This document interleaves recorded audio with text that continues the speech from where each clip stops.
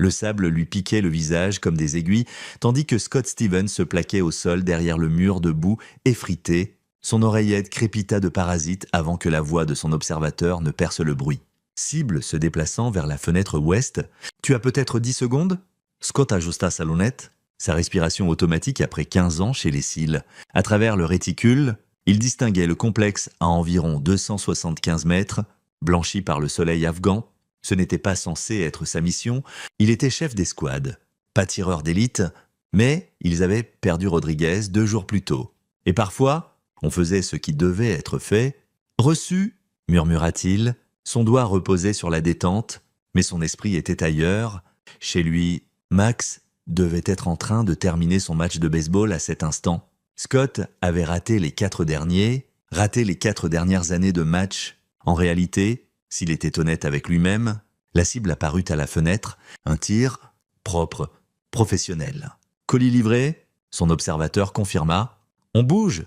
Ils étaient à mi-chemin du point d'extraction quand le téléphone satellite de Scott vibra dans la poche de son gilet. Il faillit l'ignorer. Le protocole interdisait les appels personnels pendant les opérations actives, mais quelque chose le poussa à vérifier. Le numéro était celui du portable de Max. « Et Stevens ?»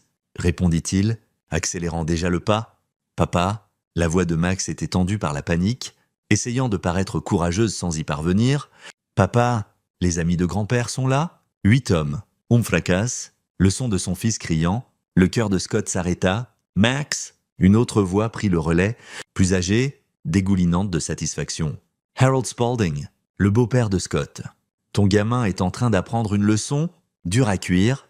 Tu es en Afghanistan, tu ne peux rien y faire. Harold, tu m'as pris ma fille, tu lui as rempli la tête avec ton armée jusqu'à ce qu'elle ne reconnaisse plus sa propre famille. Maintenant, je vais apprendre à ton gosse ce qui arrive quand on manque de respect à cette famille.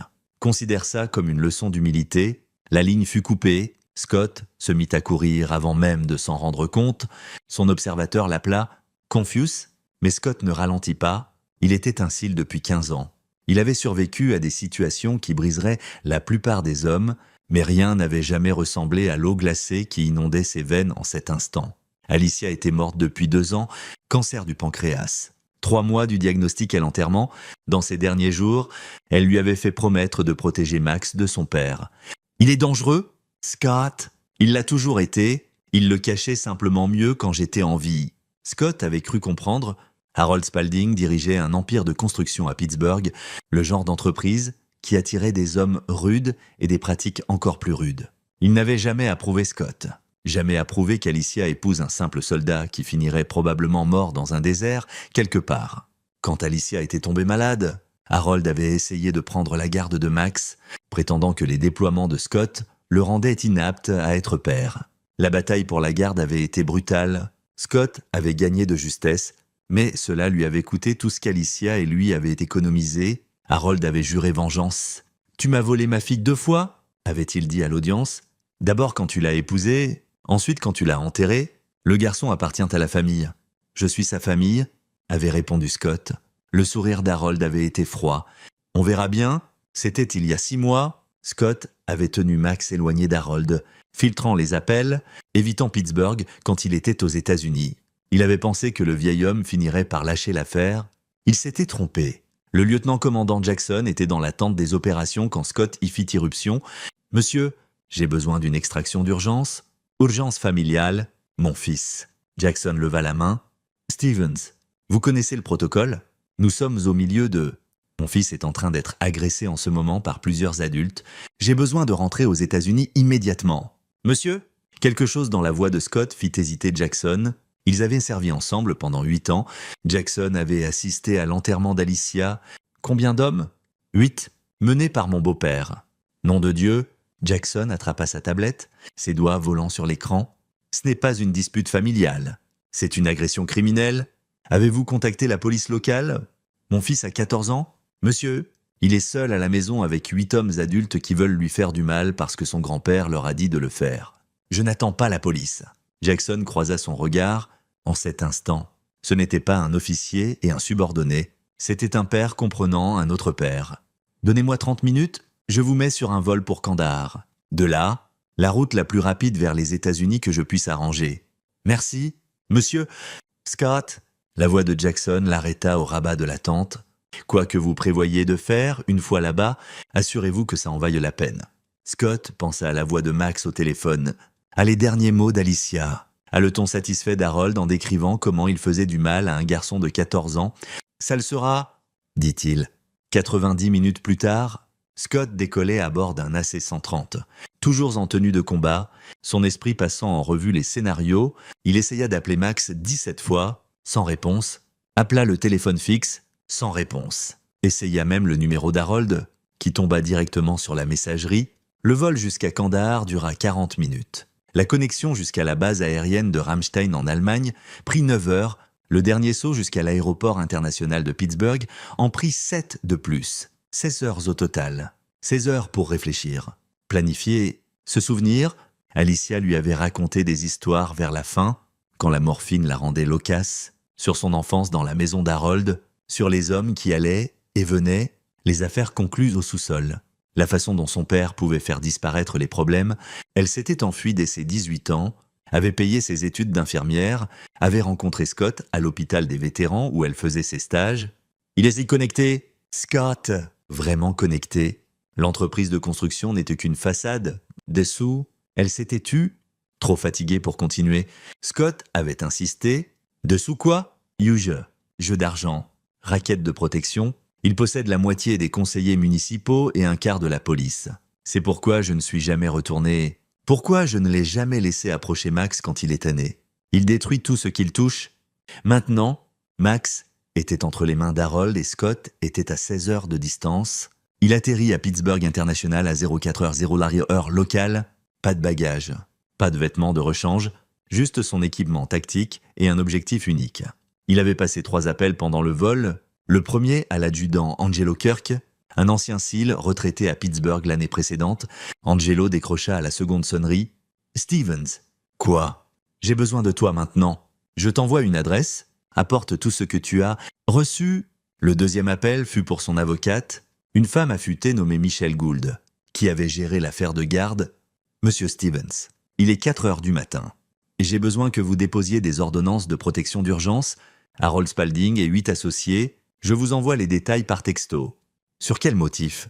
Agression sur mineur. Mon fils, c'est arrivé hier. Une pause. Avez-vous appelé la police? Non. Madame Gould, déposez juste les papiers. S'il vous plaît. Le troisième appel fut pour le portable d'Harold. Cette fois, quelqu'un répondit. Pas Harold? Une voix plus jeune. Arroganti. Ouais.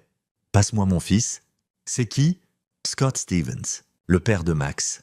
Passe-le-moi. Rire. Ton gamin dort. Mais tu sais, il a passé une rude journée.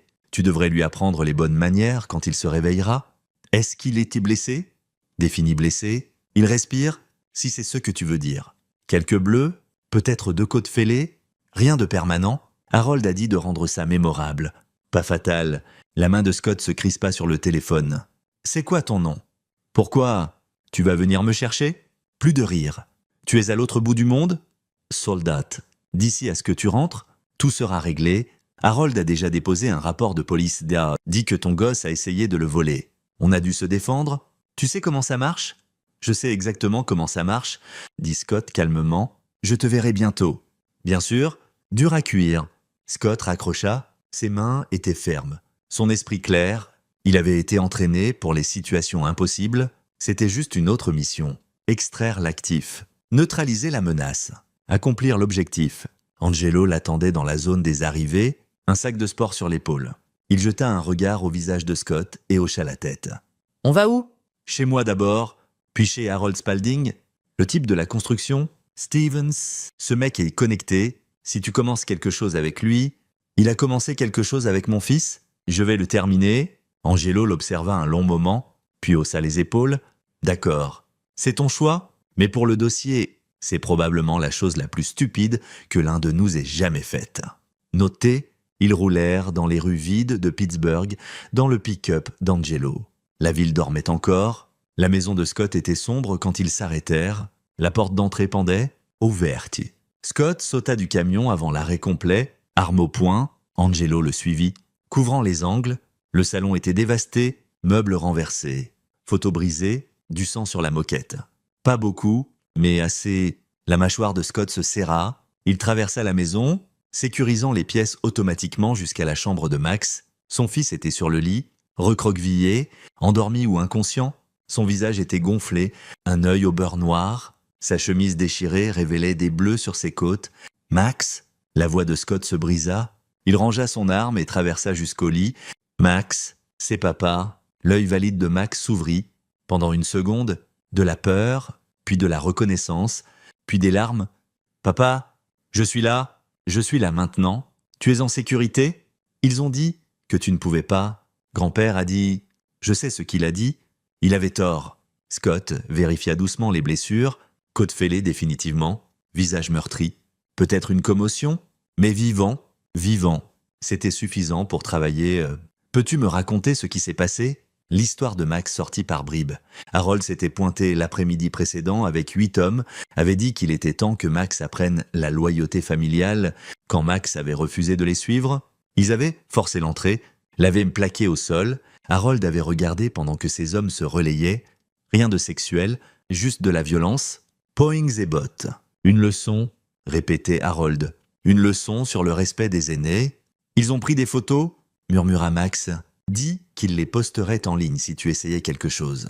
Dis que tout le monde verrait ce qui arrive aux gosses de militaires qui ne connaissent pas leur place. Scott sentit quelque chose de froid s'installer dans sa poitrine. Pas de la rage. La rage était chaude, incontrôlée. C'était différent. C'était du calcul. Ont-ils dit où ils allaient ? Harold a un entrepôt au nord, l'ancienne propriété de la Syrie. Ils ont dit qu'ils y seraient ? À attendre de voir ce que tu ferais. Angelo apparut dans l'encadrement de la porte. Il faut l'emmener à l'hôpital ? Pas d'hôpital. Max attrapa le bras de Scott. Ils ont dit, si on va à la police ou à l'hôpital, ils le sauront. Ils reviendront. Grand-père a dit, la prochaine fois, ce sera pire. Scott regarda Angelo. Tu connais toujours le médecin de combat qui a pris sa retraite à Auckland ? Ouais, Kenny Suarez. Il dirige une clinique gratuite. Il garde la bouche fermée. Appelle-le. Dis-lui qu'on arrive. Dis-lui que c'est en cash et qu'il n'a rien vu. Et Scott ? Je ne peux pas risquer qu'il sache que je suis de retour. Pas avant d'être prêt. Angelo sortit son téléphone. Ça va tourner au vinaigre ? Tu le sais ? C'était déjà au vinaigre. Je rétablis juste l'équilibre. 1 heure plus tard, Max était soigné à la clinique de Kenny. Dosé aux antidouleurs et au repos, Kenny avait confirmé 3 côtes fêlées, contusion sévère, commotion légère, rien de mortel. Mais Max souffrirait pendant des semaines. Scott s'assit au chevet de son fils, lui tenant la main. Max dormait maintenant. Sa respiration régulière, il avait l'air si jeune, 14 ans, et il avait déjà appris ce que c'était que d'avoir des ennemis. « C'est quoi le plan ?» demanda Angelo doucement. Scott ne quitta pas Max des yeux. « Harold veut envoyer un message, me montrer qu'il peut blesser ce que j'aime, prouver qu'il est intouchable, et je vais lui montrer ce qui arrive quand on s'attaque à la famille d'un cil. » Il regarda enfin Angelo. « Ah, j'ai besoin que tu fasses quelque chose pour moi. Dis-le, prends Max, conduis-le chez ta sœur à Cleveland, restez-y jusqu'à ce que j'appelle. Qu'est-ce que tu vas faire ? Ce pourquoi je suis entraîné ? Accomplir la mission ?» Angelo hésita. « Here, Scott, ces gars ne sont pas des talibans. Ce sont des citoyens américains. Si tu commences à faire disparaître des gens, tu finiras à Leavenworth. Alors je finirai à Leavenworth, mais mon fils sera en sécurité. » Il se leva, sa décision prise. « J'ai 11 heures avant le coucher du soleil. C'est quand Harold s'attend à ce que je me pointe, probablement avec des flics. Il pense que je jouerai selon les règles. Tu ne vas pas le faire ?» Scott sourit, mais il n'y avait rien de chaleureux dedans. Les règles ont sauté par la fenêtre quand il a posé les mains sur mon fils. Il passa les 4 heures suivantes en reconnaissance. L'entrepôt d'Harold était exactement où Max l'avait dit. Une aciérie convertie sur la rive nord, entourée d'une clôture grillagée et de caméras de sécurité. Scott en fit le tour 3 fois, notant les points d'entrée, les lignes de vue, les positions des gardes. Il y avait 2 hommes dehors, décontractés mais alertes, probablement des ex-tolards, le type habituel d'Harold. À l'intérieur, l'imagerie thermique à travers sa lunette montrait 8 signatures thermiques regroupées au rez-de-chaussée. Harold et son équipe exactement où ils avaient dit qu'ils seraient à attendre. Ils pensaient tenir toutes les cartes. Ils avaient la police locale à leur solde. Les photos de Max comme levier, l'avantage numérique. Ils pensaient que Scott n'était qu'un soldat lié par les lois, les règlements et la Convention de Genève. Ils n'avaient jamais eu affaire à quelqu'un qui était déjà mort une fois. C'est ce qu'il ne comprenait pas. Scott était mort 2 ans plus tôt.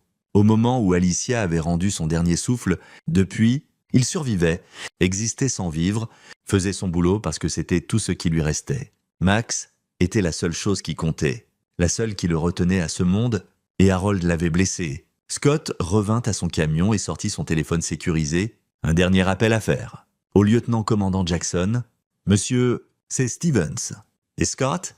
Le statut. « J'ai trouvé mon fils. Il est en sécurité. Blessure non mortelle. » « Dieu merci. Avez-vous contacté les autorités locales ? » « C'est compliqué. » « Monsieur… » Un long silence. « Scott, qu'est-ce que vous prévoyez ? Rien qui concerne la Navy ? » « Monsieur, à partir de maintenant, je demande un congé d'urgence. Situation médicale familiale. » « Approuvé. Mais Scott… » « Monsieur, avec respect, j'ai besoin de gérer ça à ma façon. » Autre silence. Puis doucement, « Je n'ai jamais eu de vos nouvelles. Compris ? » « Oui. » « Monsieur… Merci. » « Monsieur… » Jackson hésita une dernière fois. « Pour ce que ça vaut ? Envoyez-le en enfer. » Scott sourit sombrement. « C'est le plan. » Le soleil se couchait quand Scott s'arrêta à l'entrepôt. Il entra par la porte principale, non armé, main visible. Les 2 gardes dehors avaient essayé de l'arrêter, mais il avait simplement dit « Dites à Harold que son gendre est là !» Ils l'escortèrent à l'intérieur où Harold attendait avec ses 7 hommes restants. Le 8e, avait appris Scott, s'appelait Marvin Witt, celui qui avait répondu au téléphone. Il se tenait à la droite d'Harold, toujours arrogant, toujours souriant. Harold Spalding avait 63 ans, bâti comme un bloc de béton avec des cheveux argentés et des yeux bleus froids. Il regarda Scott comme un homme regarderait une tâche particulièrement tenace. « Tu as fait vite ?» dit Harold. « Je ne pensais pas te voir avant des jours. Déçu ? Curieux ? Je pensais que l'armée te garderait occupé avec la paperasse et les procédures. J'imagine que tu as des relations quand ça compte ?» Scott regarda autour de l'entrepôt. Espace industriel, haut plafond, pas de fenêtre. Privé. Tu voulais mon attention ? Tu l'as à ? Harold sourit. Ce n'est pas une question d'attention, Scott. C'est une question de respect, de comprendre ta place dans le monde. Tu m'as pris ma fille, tu l'as montée contre sa famille, puis tu as eu le culot de me combattre pour la garde de mon petit-fils. Max est mon fils, c'est un Spalding, mon sang, et je sois damné s'il grandit pour devenir un marine arrogant qui se pense meilleur que tout le monde. Harold s'approcha. Alors, voilà ce qui va se passer. Tu signes les papiers de garde, Max vient vivre avec moi, tu as des visites supervisées 2 fois par an. Peut-être, et si tu refuses, on aura une autre conversation avec Max. Plus longue, et cette fois, on s'assurera que les dommages soient permanents. Les 8 hommes autour d'Harold bougèrent. Prêts ? C'étaient des types rudes, ex-Towlards, bagarreurs de rue. Le genre d'homme qui aimait la violence, ils se pensaient durs. Scott avait combattu à Fallujah, extrait des otages de pirates somaliens, tué des hommes au corps à corps dans des circonstances que ces voyous ne pouvaient imaginer. « J'ai une meilleure idée ?» dit Scott calmement. « Et si toi et tes gars répondiez pour ce que vous avez fait à un gamin de 14 ans, Harold rit. Tu es en infériorité numérique ? Scott, et même si tu avais de la chance, je possède la moitié des flics de cette ville. Tu serais en prison avant de sortir du parking ? Je ne prévois pas d'aller en prison. Alors qu'est-ce que tu prévois ? » Scott sourit. C'était le sourire qu'il faisait avant une mission, celui qui disait que le ciblage était complet, le plan établi, et maintenant, c'était juste l'exécution. « Je prévois de donner un choix à Max, » dit-il. « Sur qui meurt en premier ?» La température dans la pièce chuta. Le sourire d'Harold s'effaça. « Quoi ? Tu m'as entendu ? Vois-tu, tu as fait une erreur, Harold. Tu pensais que c'était une question d'intimidation, de me montrer que tu contrôles B. » La voix de Scott était calme, presque conversationnelle, mais ce que tu as vraiment fait, c'est déclarer la guerre à quelqu'un qui est en guerre depuis toute sa vie adulte. Quelqu'un qui sait trouver les gens, les blesser, les faire disparaître. Marvin Witt rit nerveusement. Grande parole de... Il ne termina jamais sa phrase. Scott bougea plus vite que quiconque ne l'avait prévu et soudain Marvin était au sol. Son bras plié à un angle impossible. Les bras n'étaient pas faits pour plier comme ça. Il hurla. Les 7 autres hommes se précipitèrent. Mais Scott bougeait déjà, utilisant Marvin comme bouclier, se libérant, frappant. C'était beau à sa façon. 15 ans d'entraînement. Cils contre des hommes qui se pensaient durs. Ça prit 30 secondes. Quand ce fut fini, 3 hommes étaient inconscients. 2 soignaient des os cassés. Et les 2 restants reculaient. Reconsidérant leur choix de vie, Harold n'avait pas bougé, il observait. Calculant, Scott se tenait au centre du carnage, respirant à peine plus fort. Voilà ce qui va vraiment se passer. Harold, je vais partir d'ici, tu vas rester tranquille et réfléchir à tes choix. Demain à midi, toi et ces 8 hommes serez de retour ici, et Max sera avec moi, et il pointera l'un de vous, juste un... Et cette personne affrontera les conséquences de ce que vous avez fait à mon fils. Tu es fou, souffla Harold. Peut-être, ou peut-être que je suis juste un père qui en a marre de jouer selon des règles qui ne s'appliquent pas aux gens comme toi. Scott se dirigea vers la porte, enjambant les corps gémissants. Midi demain, Harold, ne me force pas à venir te chercher. Dehors. L'air du soir était frais, les mains de Scott tremblèrent maintenant, chute d'adrénaline. Mais son esprit était clair, phase 1 accomplie, maintenant venait la partie difficile, leur faire comprendre ce qu'ils avaient déchaîné. Max était éveillé quand Scott rentra à la maison de la sœur d'Angelo à Cleveland. Il s'assit quand Scott entra, grimaçant au mouvement. « Papa, salut !»« Mon grand. » Scott s'assit au bord du lit. « Comment tu te sens ? Douloureux ? Les côtes font mal. » Max marqua une pause. « Est-ce que tu les as trouvés ? » « Oui !» Et Scott inspira. C'était la conversation qu'il redoutait et planifiait à parts égales. « Max, j'ai besoin de te demander quelque chose, et j'ai besoin que tu y réfléchisses vraiment avant de répondre. » « D'accord. Ce qu'ils t'ont fait est mal. Criminel, ils devraient affronter la justice pour ça. Mais le système... » Scott choisit ses mots avec soin. « Le système ne fonctionne pas toujours comme il le devrait. Ton grand-père a beaucoup d'influence, beaucoup d'amis dans la police. Si on passe par les voies officielles, il y a une vraie chance que rien ne leur arrive. Ou pire, qu'ils retournent la situation pour que ça ait l'air de ta faute. » Les yeux de Max s'écarquillèrent. « Mais je n'ai rien fait. Je sais que tu n'as rien fait. Mais c'est comme ça que fonctionnent les hommes comme Harold. Ils réécrivent la réalité pour qu'elle leur convienne. » Scott se pencha en avant. « Je te donne un choix. On peut faire ça légalement. Porter plainte, impliquer des avocats, faire confiance au système. Oh, ou quoi ? Ou on gère ça nous-mêmes, à ma façon, celle pour laquelle j'ai été entraîné à gérer les menaces, celle qui assure qu'ils ne pourront plus jamais te faire de mal. » Max resta silencieux un long moment. Quand il parla, sa voix était plus petite. « Qu'est-ce que tu faisais en Afghanistan ? » ?»« Papa, vraiment... » Scott n'avait jamais expliqué pleinement son boulot. Max savait qu'il était un SEAL, que ça signifiait opération spéciale, mais il n'avait jamais discuté des détails. « Je trouvais les mauvaises personnes et je les empêchais de blesser les autres. »« Comment tu les empêchais ? » ?»« Comme il le fallait. » Autre silence. « Grand-père a dit que tu étais un meurtrier. Quand il me frappait, il a dit que tu tuais des gens pour de l'argent et que c'est pourquoi maman avait honte de toi. » Scott sentit sa poitrine se serrer. « Ta mère n'a jamais eu honte de moi, Max, et je n'ai jamais tué personne pour de l'argent. J'ai fait mon devoir, suivi les ordres, protégé mon pays et les gens que j'aime. Il y a une différence. Mais tu as tué des gens ? Oui ? Tu tuerais, grand-père ? » La question resta en suspens. Scott croisa le regard de son fils, l'œil qui n'était pas gonflé, et y vit non de la peur, mais autre chose. De la curiosité, peut-être même de l'espoir. Si ça signifiait te garder en sécurité, si c'était la seule façon, Scott hocha lentement la tête. « Oui, je le ferai. » Max absorba ça. « Je ne veux pas que tu ailles en prison. Je n'irai pas, je te le promets. » « Comment tu peux promettre ça ? Parce que je suis très bon dans ce que je fais, Max. Et parce que ton grand-père ne sait pas à qui il a affaire. » Scott tendit la main, serra doucement celle de son fils. « Mais j'ai besoin de savoir si tu es d'accord avec ça, avec que je gère à ma façon, parce qu'une fois commencé, je ne peux pas arrêter, et tu dois comprendre ce que ça signifie. » Qu'est-ce que ça signifie ?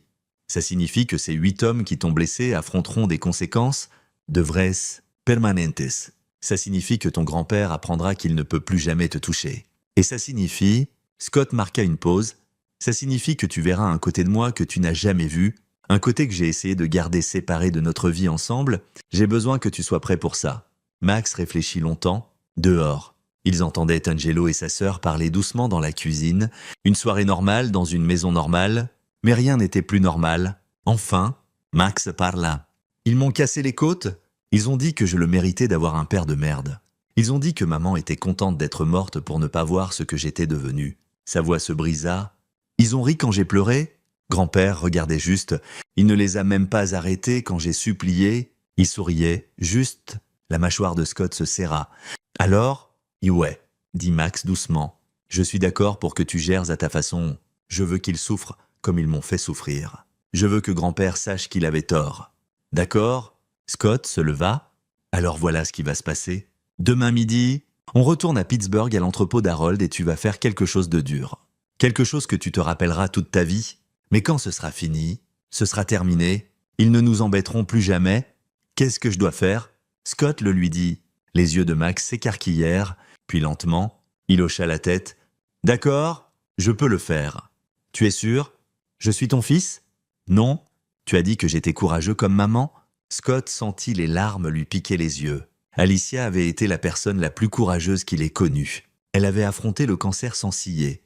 S'était inquiétée plus pour Max et Scott que pour elle-même jusqu'à la fin. « Ouais » murmura-t-il, « tu es courageux comme maman. » Ils repartirent pour Pittsburgh le lendemain matin. Angelo vint avec eux, ainsi que Kenny Suarez, le médecin qui avait soigné Max. Kenny avait hésité quand Scott lui avait expliqué ce dont il avait besoin, mais un regard au visage meurtri de Max l'avait fait changer d'avis. « C'est mal » dit Kenny pendant qu'il roulait, sur genre 17 niveaux différents. « Je sais » dit Scott. « On pourrait tous finir en prison. »« Je sais, et tu le fais quand même. »« Oui » Kenny soupira. « D'accord. Alors, pour le dossier, je pense que tu es fou. Mais j'en suis... » Ils arrivèrent à l'entrepôt à 11h45. Les mêmes deux gardes étaient dehors. L'air nerveux, quand ils virent le camion de Scott, l'un d'eux sortit un téléphone. Scott se gara juste devant l'entrée. Il aida Max à descendre.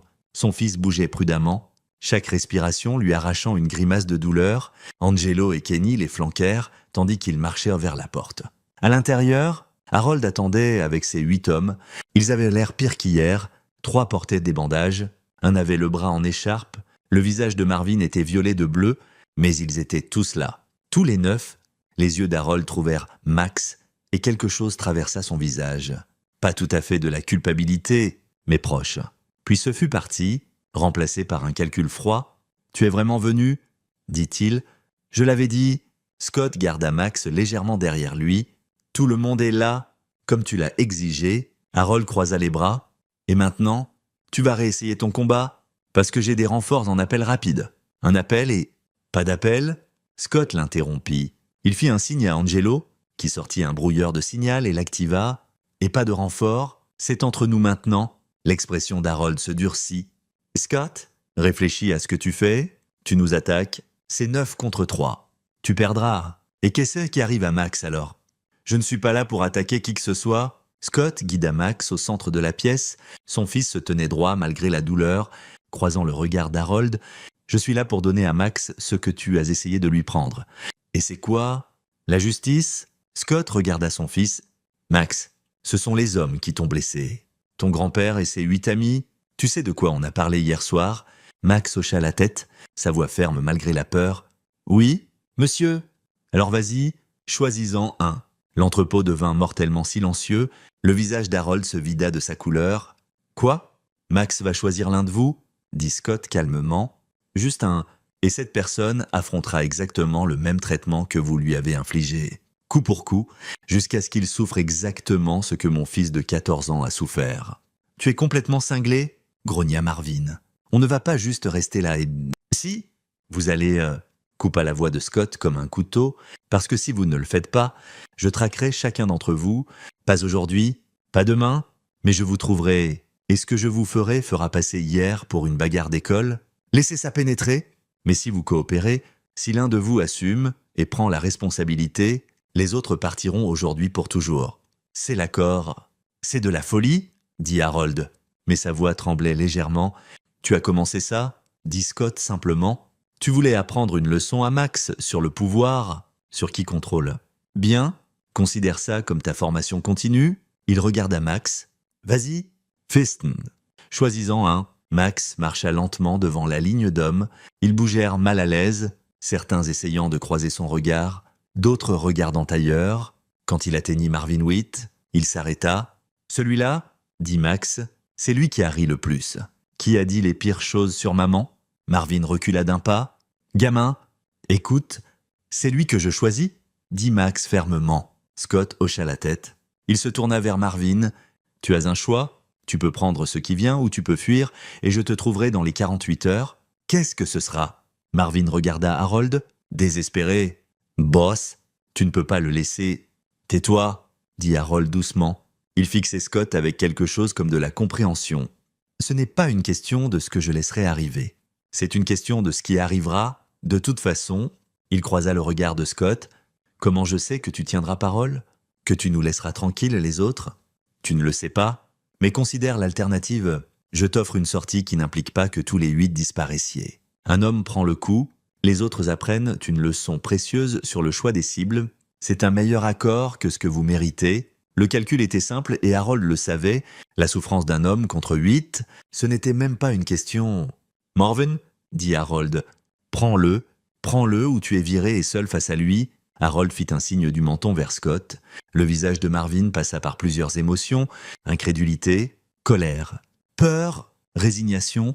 Enfin, il hocha la tête. « D'accord, bien, finissons-en. » Kenny Suarez s'avança, sac médical en main. « Pour le dossier, je documente ça sous la contrainte. » « Noté, dit Scott. Il regarda Max. « Tu n'as pas à regarder ça si tu ne veux pas. » Max secoua la tête. « Je veux regarder ?» Alors, il le fit. Kenny mesura précisément 3 côtes fêlées, multiple contusions, equimosis facialis. Scott administra chaque coup avec une précision clinique, assez de force pour égaler la blessure, pas assez pour causer des dommages permanents. Marvin hurla, supplia, jura. Mais les 7 autres hommes ne bougèrent pas, n'intervinrent pas parce qu'ils comprenaient maintenant, ce n'était pas de la vengeance, c'était de l'équilibre. Des balances redressées. Quand ce fut fini, Marvin gisait au sol, haletant, sa respiration superficielle. Kenny le vérifia. 3 côtes fêlées, ecchymosis à commotion légère. Il vivra, mais il souffrira pendant des semaines, exactement comme Max, dit Scott doucement. Il se tourna vers Harold. On en a fini ici? Toi et tes gars partez. Tu ne contactes plus jamais Max? Tu ne prononces plus son nom? Tu ne te pointes pas à son école? C'est match. Nulle part où il pourrait être. Pour toi, il n'existe pas. Et si je refuse? Alors on recommence? Et la prochaine fois, ce ne sera pas un homme. Ce sera tous, en commençant par toi. Scott s'approcha. Tu veux vraiment me tester? Harold.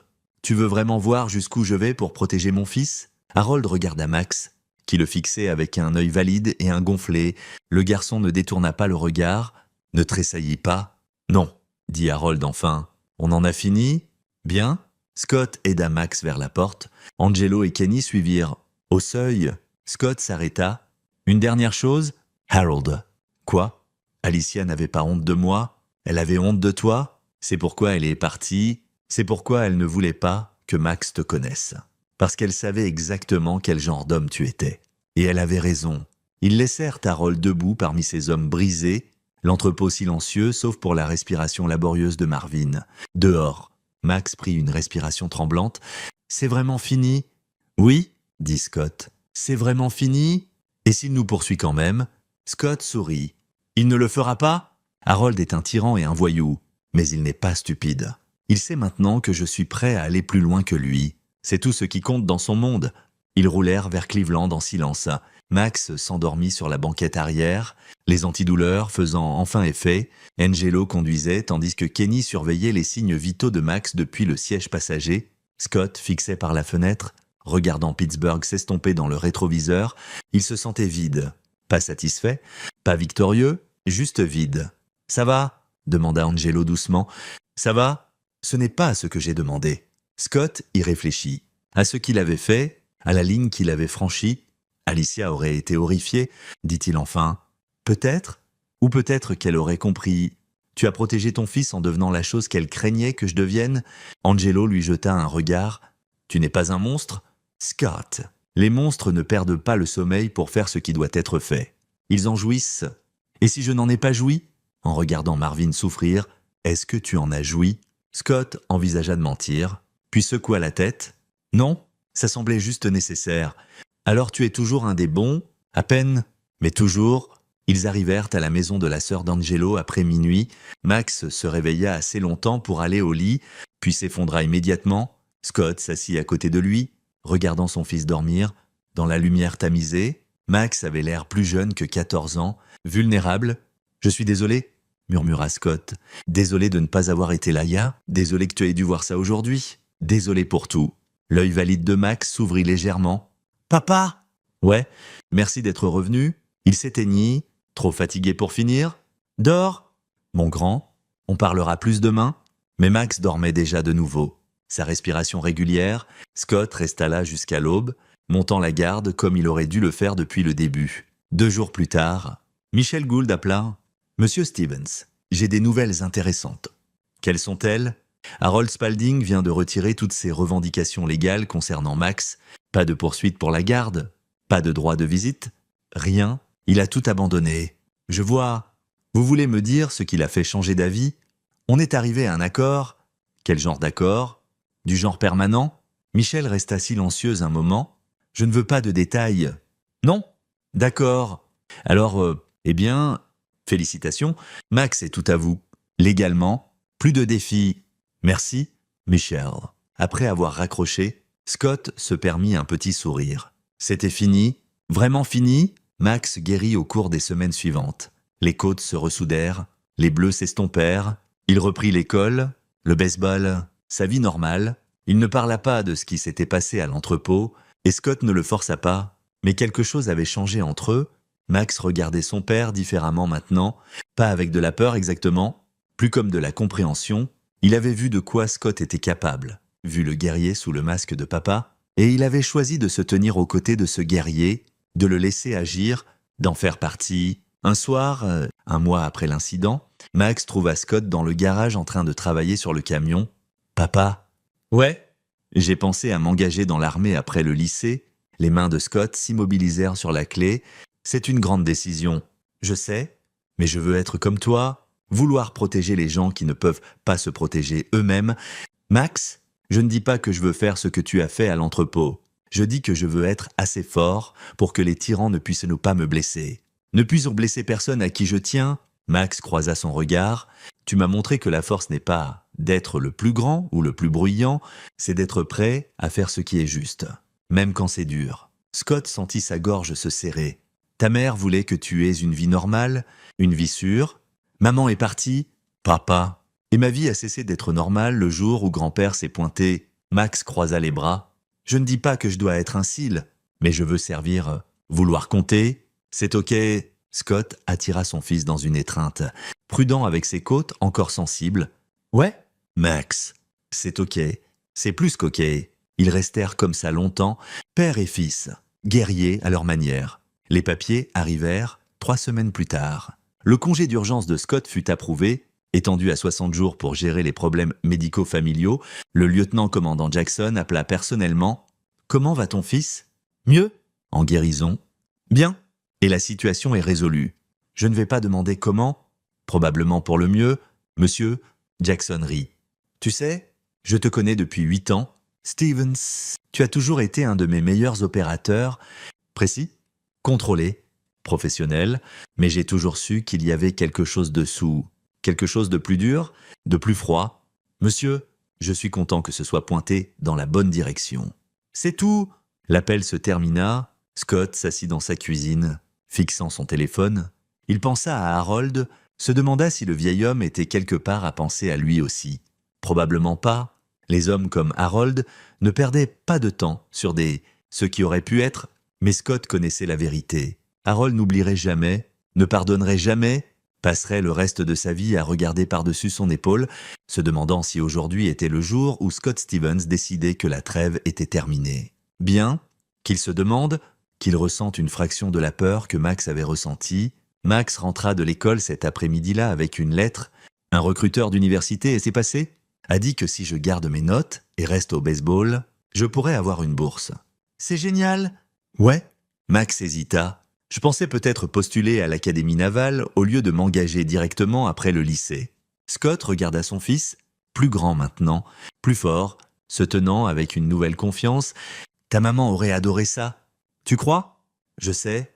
Elle a toujours voulu que tu aies une bonne éducation, si tu voulais, mais à tes conditions. Pas parce que tu y étais obligé? Max sourit. Alors je postulerai. Le pire qu'il puisse dire, c'est non. Ce soir-là, après que Max fut allé au lit, Scott sortit un vieux album photo.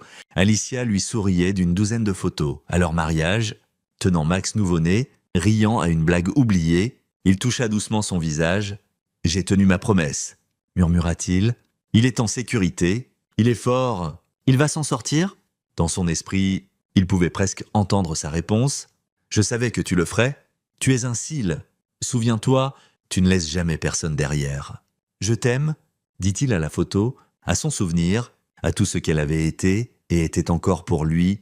Puis, il ferma l'album et alla vérifier Max une dernière fois, avant le coucher. Son fils dormait paisiblement.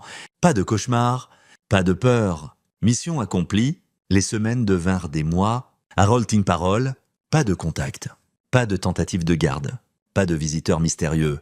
Marvin Witt récupéra mais boitait maintenant.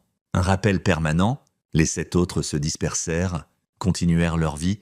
Certains quittèrent Pittsburgh entièrement, ils avaient appris leur leçon. Scott reprit le service actif après 60 jours.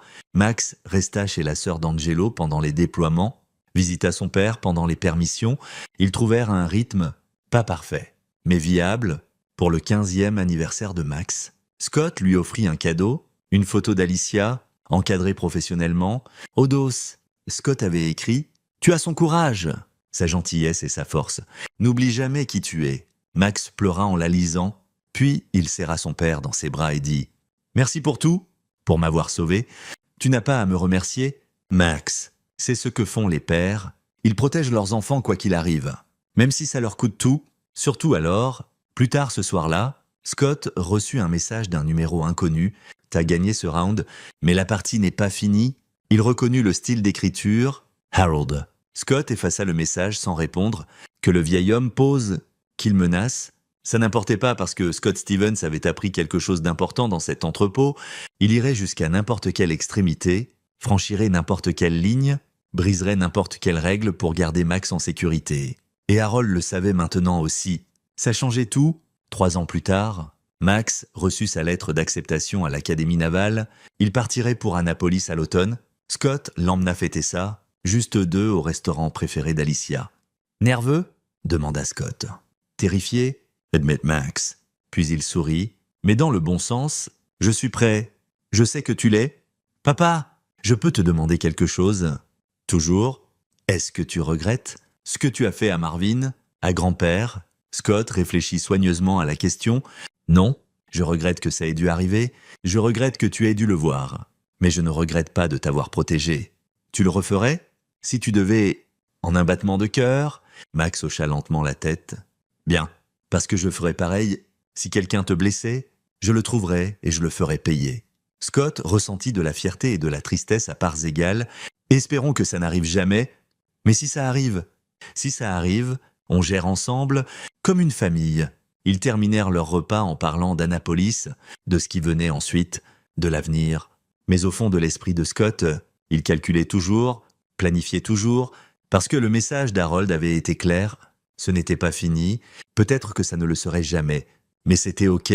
Scott avait passé 15 ans comme Seal. Il savait comment combattre des guerres qui ne finissent jamais. Savait comment surveiller ses arrières, protéger ses actifs, accomplir sa mission. Et sa mission était simple. Garder Max en sécurité. Aujourd'hui, demain, pour toujours, quoi qu'il en coûte. Harold Spalding se tenait à la fenêtre de son bureau, regardant la skyline de Pittsburgh. 3 ans depuis ce jour à l'entrepôt, 3 ans à surveiller ses arrières, à dormir d'un sommeil léger, à sursauter aux ombres. Marvin Witt était l'ombre de lui-même, boitait encore, tressaillait encore quand quelqu'un haussait la voix. Les autres s'étaient dispersés comme des cafards quand la lumière s'allume. Et Harold était seul. Il avait bâti un empire sur la peur et l'intimidation. Maintenant, c'était lui qui avait peur, qui était intimidé parce que quelque part dehors, Scott Stevens attendait, observait, prêt à agir si Harold franchissait la ligne ne serait-ce qu'une fois. C'était un enfer particulier. Harold prit son téléphone, afficha ce vieux contact qu'il avait juré ne jamais utiliser, un homme spécialisé dans faire disparaître les problèmes. Un homme qui ne posait pas de questions, son pouce plana sur le bouton d'appel et il reposa le téléphone. Non, Alicia avait eu raison sur Scott. L'homme était implacable. Commencer quelque chose maintenant, et ça ne finirait pas avant que l'un d'eux soit mort. Et Harold n'était pas sûr de gagner ce combat. Il se versa un verre à la place. regardant le soleil se coucher sur la ville qu'il avait autrefois possédée. Certaines batailles ne valaient pas d'être menées, certains ennemis valaient de mieux être laissés tranquilles. Scott Stevens était les deux, de l'autre côté de la ville, dans une petite maison près de la rivière. Scott était assis sur son porche, regardant Max faire ses bagages pour Annapolis. À travers la fenêtre, il voyait son fils plier soigneusement ses vêtements, organiser sa vie en boîte nette. Alicia aurait été si fière. Le téléphone de Scott vibra. Un message d'Angelo. Vu Harold au match des Steelers. Avait l'air vieux, effrayé. Tu gagnes. Frère, Scott effaça le message. Il n'avait pas gagné. Gagner impliquait un jeu avec des règles, un point final. C'était juste de la survie. La sienne et celle de Max. Et tant qu'ils étaient tous deux en sécurité, tant qu'ils tenaient debout, c'était suffisant. Il prit une gorgée de café, regardant le coucher de soleil, et s'autorisa un moment de paix. Demain, Max commencerait son voyage. Demain, Scott retournerait à son unité. Demain, le monde continuerait de tourner. Mais ce soir, ils étaient ensemble. Ils étaient en sécurité, et parfois, c'était tout ce qui comptait. La mission était accomplie. Pour l'instant, c'est ici que notre histoire se termine. Partagez vos pensées dans la section des commentaires. Merci pour votre temps précieux. Si vous avez aimé cette histoire, assurez-vous de vous abonner à cette chaîne. Ça m'aiderait beaucoup. Cliquez sur la vidéo que vous voyez à l'écran et je vous verrai. I can't move. I just got stun locked. I'm riding the log Damn, down. Dab, you aggroed all three of them. I couldn't move. I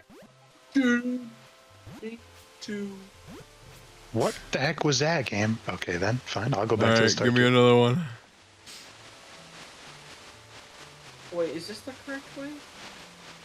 It was not the correct way. I went the wrong way.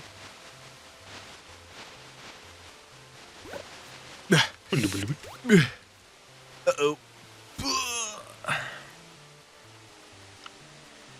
Okay, the jump in is clear now. Okay. I'm not gonna... Hey, Dragon. Hey, That was awesome, dude. Give it a 10.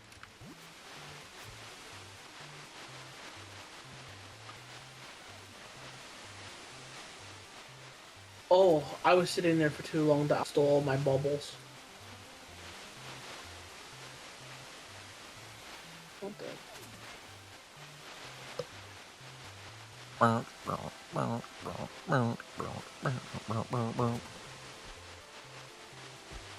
Yo, what's up, dude?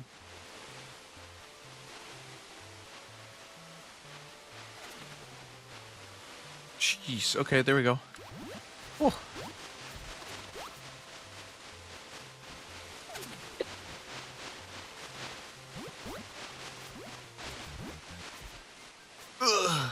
Just one down here. Grab a key. Gotcha.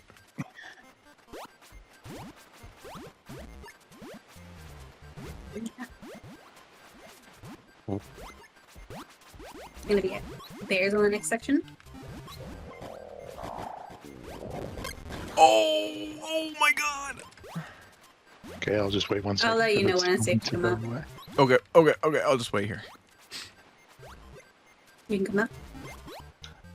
Awesome. There's cheat.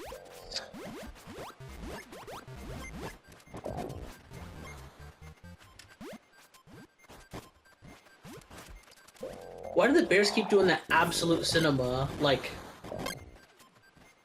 Absolute cinema. what's going on? What?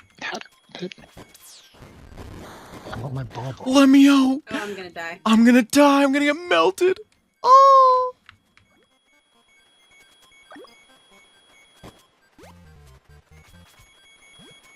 These are the bears you were talking about, right, Smidge? Yep. Oh, we only Okay. got 3 keys, right? I see it now. Lucky. So you don't Yeah. have the key, right? No key, no key. Great. I thought I saw a key down here. Yeah. Maybe. Maybe not. Oh. Okay, we go forward.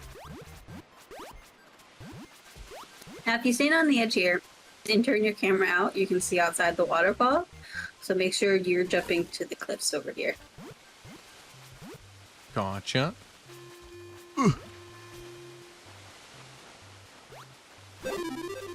Ow, my noggin.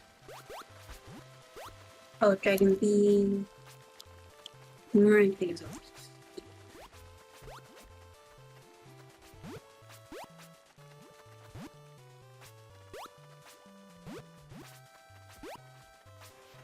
Woo. Well, Oh, this guy.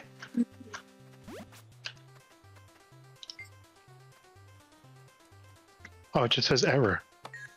Oh, For a magic apple, I will repair I- the vending machine. Wonder where to find one. yeah. I think it's actually that you gotta do first. Oh. Hi, Betty. Betty, I thought you were a mob for a second. I apologize. guys, go. Ooh. There. Oh. Oh, my face. Now he's doing the spin attack. Okay. Don't stand next to your friends.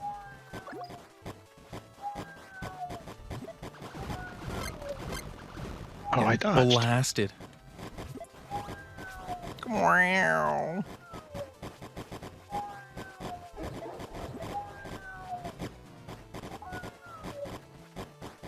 Meow. Meow. Make sure you get the butch chest. Yeah. Continue coins. Let's go.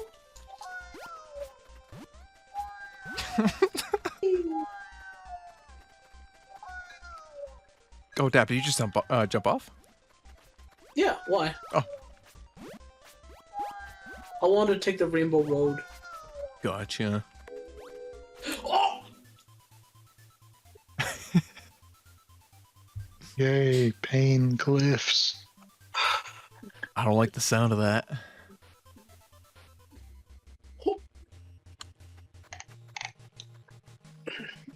Opens here, don't buy them.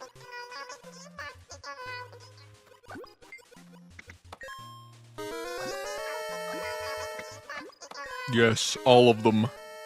Please and thank you.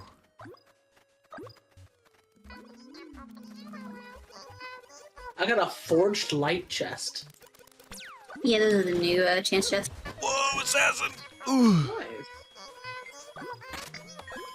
Nice. Burn. For me? Don't touch the red barrels, I learned. Oh. Yeah, I accidentally walked into one with Dragon, and we went flying. I apologize. I didn't know they blew up instantly. Oh, Chimkin. My bad. Apple. Apple for...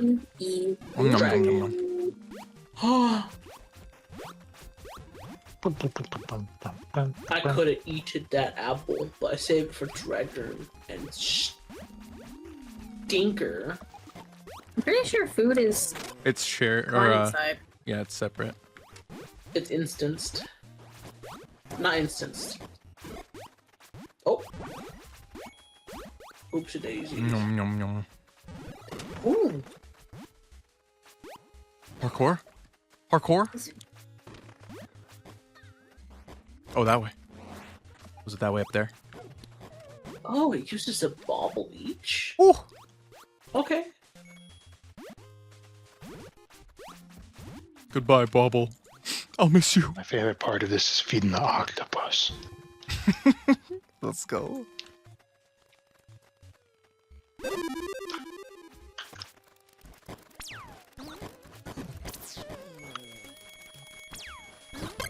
Oh, the deadly trampoline. Oh, No. Oh. There's just a Is it- furniture shop up here. Oh, I believe. Oh no, it's just a bobble up here. I do not trust that freaking life. There's someone gonna eat me up if I go to it, huh? No, you can go through there. Free life?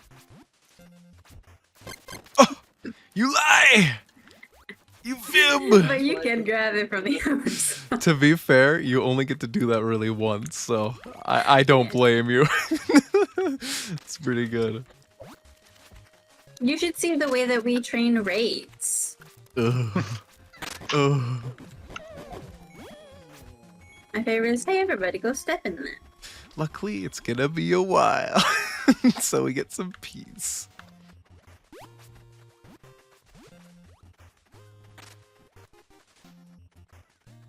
Let it come back up here.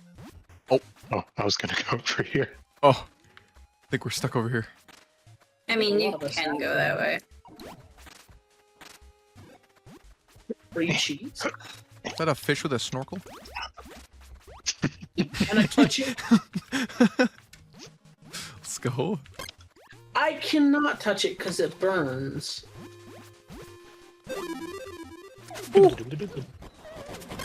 Alright, so for this The section, octopus. we're gonna kill these assassins before they mark us. Ow. And then one at a time, we go over here. When he pops out, we dodge, grab the piranha. Somebody took my piranha, okay. Sorry, I saw a red health bar, so I slapped it. And then we jump up again, feed the octopus. Okay. The octopus. Yes. Oh, my piranha died in my arms. Yes, they do indeed have a shell foot. It died in my arms. I just died in your arms tonight.